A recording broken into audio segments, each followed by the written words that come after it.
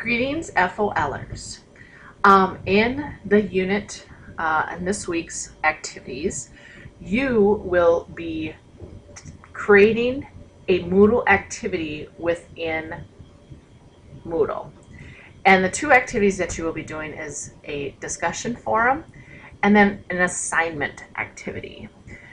And a little bit about the assignments. So there's several things here that you may or may not use. There's something called online text, and online text is essentially like your reflections that you've been doing. I give you a prompt, you write the information, and you submit it right through Moodle. If you do upload a single file or advanced uploading of files, these are essentially, you tell your students, I want you to create a Word document, a paper in a Word document, and submit the file, a PowerPoint, or so on and so forth. So the biggest difference between online text and upload a single file is online text is done right in Moodle, and uploading a file is done with another program. The last one is called offline activity, and you don't really interact with anything. You don't submit anything in Moodle, but some examples might be, for instance, this week you will be editing a Google Doc. Well, it gives me a placeholder to provide you feedback with or about that Google Doc, but it will not, you don't interact with Moodle to submit it. Again, it's just a place for feedback. I can see everybody who I've graded and who I haven't. So these are really nice for that. I just want to show you an example. One of the activities that we did was creating your YouTube channel. And this is what you have done. You go ahead and create your channel, the course information, you know, what you expect your students to do to submit, right? Because this one, you just copied and pasted your channel URL to this activity. But what I see as a teacher, is this. I see all of my students.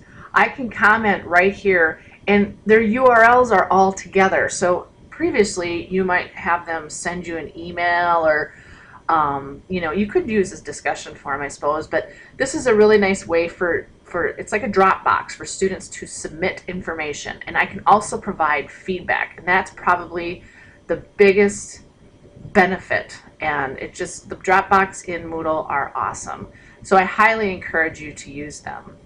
So going back to the building the activity, if I choose online text, I'm going to give it a name, and I'll just say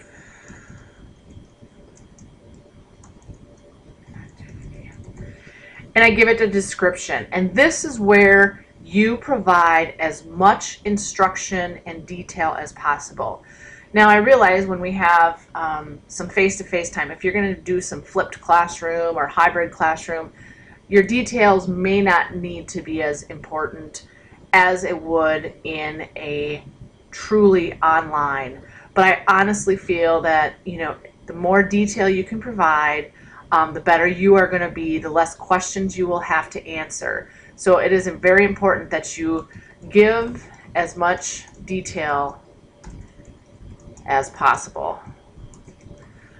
It could even be YouTube clips of, you know, you demonstrating how to work a certain web page or whatever. So you need to make sure this happens. Now, you probably think, well, you know, many of you won't be using the grade book here, but this is where, you know, you can essentially provide grade book information. I can give it due dates, which is nice, because if I say, if I want to prevent late submissions, I can do that, meaning after March 18th, you can no longer submit a project. But what I like is saying, no, I'm not going to prevent late submissions, but if it's late, it'll show me in big red letters, this is late, so I don't have to determine, you know, what's late or what's not. Allow resubmitting. This means that you're giving students, if I say yes, it means that you're giving students an opportunity to provide better work. So if you're going to allow them to improve their work, you know, so on and so forth, you can allow resubmitting. This is also one of my favorites, email alerts to teachers. So as soon as somebody enters something in the Dropbox, I will be emailed and I can essentially start grading it. Comments in line, I like this because this will provide feedback right underneath their submitted text. We won't go into some of these groups, but they are really very important. And then once I'm done, I just say either save and display.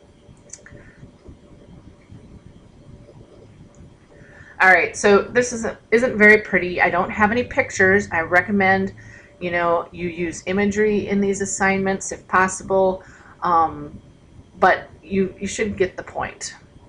And that's just a this is just a online text activity.